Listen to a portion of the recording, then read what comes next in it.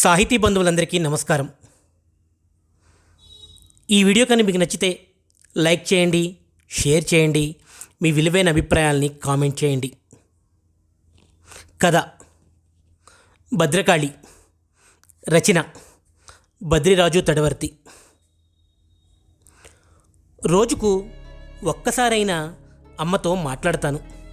వాళ్లకు కూతురునైనా కొడుకునైనా నేనే. ఈరోజు ఉదయం నా పనంతా అయిపోయాక అమ్మకి ఫోన్ చేశాను రోజులాగే. కానీ ఫోన్ లిఫ్ట్ చేయలేదు. బహుశా ఏదైనా పనిలో ఉందేమో అనుకున్నాను. చూసుకుని తానే చేస్తుందిలే అని ఊరుకున్నాను. కానీ సాయంత్రం వరకు అమ్మ దగ్గర నుండి ఫోన్ రాలేదు.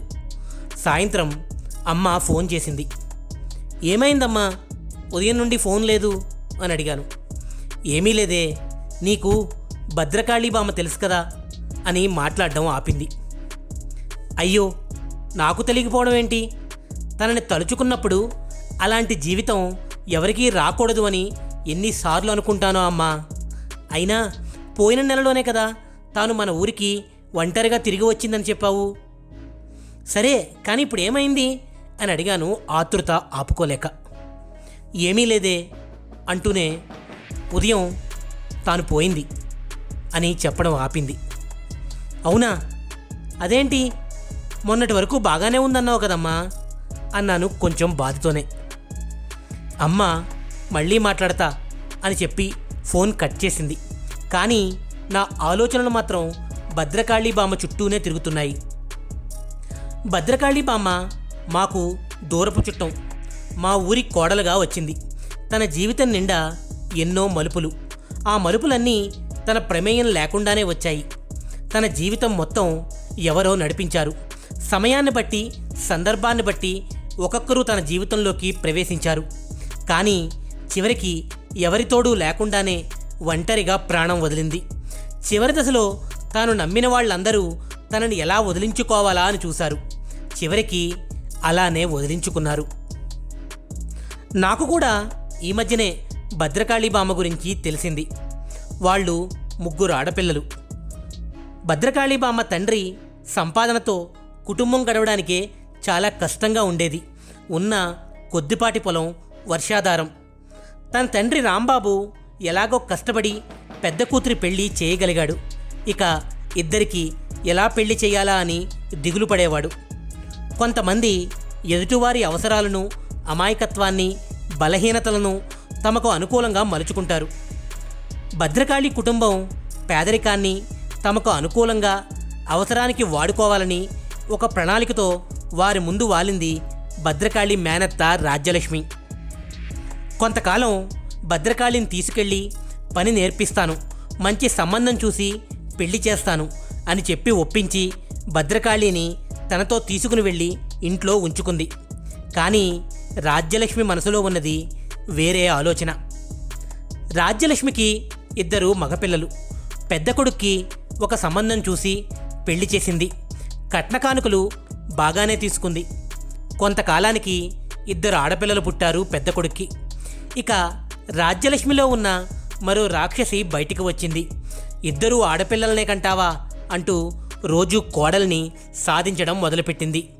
రాజ్యలక్ష్మి పెట్టే సాధింపులు, వేధింపులు తాళలేక కోడలు ఒకరోజు ఆత్మహత్య చేసుకుంది. ఇప్పుడు ఆ 2 పిల్లల బాధ్యత రాజ్యలక్ష్మిపై పడింది.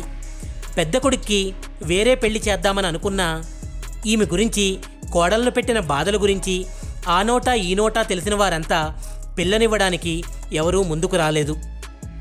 మేనకోడలు భద్రకాళిపై ఎక్కడా లేని ప్రేమను వలకపోస్తూ నెమ్మదిగా ఇంటి పనంతా అప్పచెప్పింది. రాజ్యలక్ష్మి చిన్న కొడుక్కి ఇంకా పెళ్లి కాలేదు కాబట్టి మేనకోడల్ని చిన్న కోడలుగా చేసుకుంటుందని బంధువులంతా అనుకునేవారు.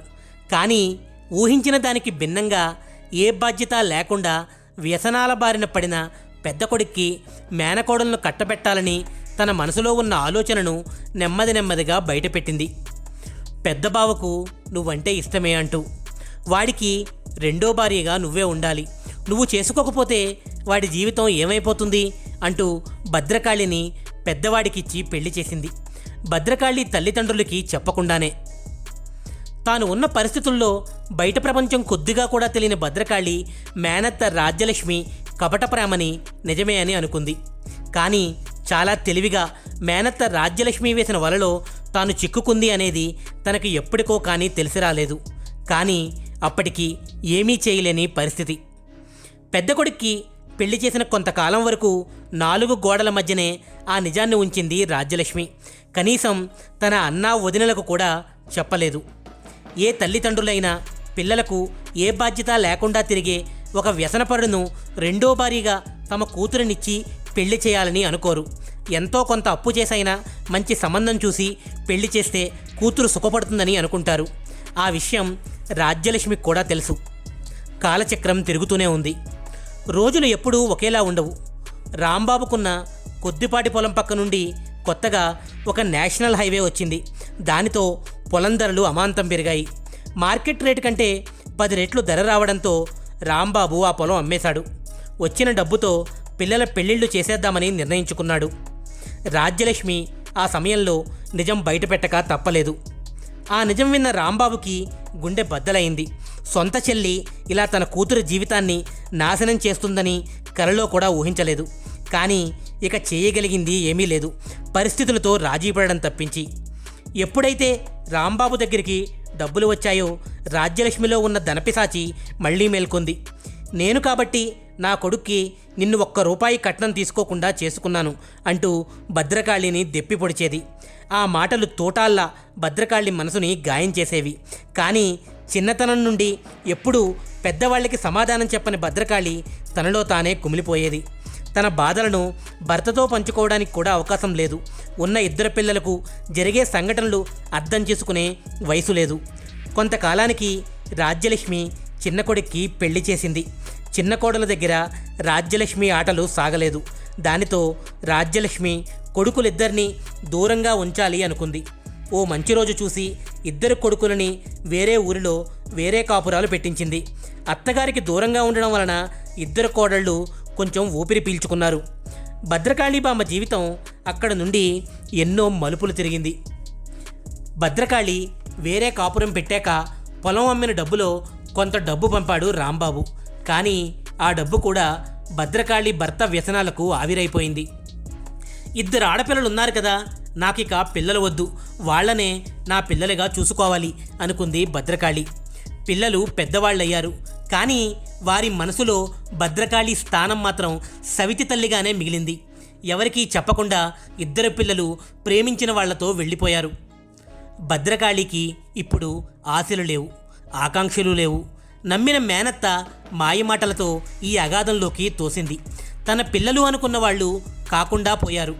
కట్టుకున్న భర్త వ్యసనాలకు పూర్తిగా బానిసయ్యి ఇంటికి రావడమే మానేశాడు. అప్పుడప్పుడు పుట్టింటివారు పంపే డబ్బుతోనే ఇల్లు కూడా గడుస్తూ ఉంది. తన భవిష్యత్ ఏమిటో తనకే అర్థం కావడం లేదు. ఎంతకాలమనిలా ఒకరి మీద ఆధారపడి బతకాలి అని అనుకుంది. వెళ్ళిపోయిన పిల్లలు రారు. ఉన్న భర్త ఎప్పుడు వస్తాడో తెలీదు. ఇప్పుడు తనకు ఎవరూ లేరు. తాను పూర్తిగా ఒంటరి. తోడుగా నేను ఉన్నాను అని భరోసా ఇచ్చేవారు ఎవరూ లేరు.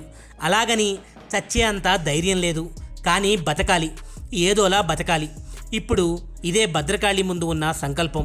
సంకల్పం గట్టిదైతే అవాంతరాలు కొండంత ఉన్నా కూడా కరిగిపోతాయి. ఆలోచనలు కూడా అద్భుతాలను ఆవిష్కరిస్తాయి. నెమ్మదిగా బతకడానికి ఒక మార్గం చూసుకుంది. ఒక చిన్న ఇడ్లీ బండి పెట్టుకుంది. అలానే రూపాయి దాచిపెట్టింది. రోజులు నెలలుగా, నెలలు సంవత్సరాలుగా మారుతున్నాయి. తన ఒంటరితనాన్ని దూరం చేసుకోవడానికి ఒక అబ్బాయిని దత్తత తీసుకుంది. పంచి ప్రాణాలు వాడి మీద పెట్టింది. కానీ వాడు కూడా నెమ్మదిగా ఆస్తి మొత్తం రాయించుకుని ఢిల్లీలో ఉద్యోగం వచ్చిందని చెప్పి ఎక్కడికో వెళ్ళిపోయాడు. రోజు తన పెంపుడు కొడుకు ఏదో ఒక రోజు వస్తాడని ఎదురుచూస్తూ ఉండేది. పాపం తనకు తెలియదు వాడు కూడా ఈమెని మోసం చేసి వదిలించుకున్నాడని.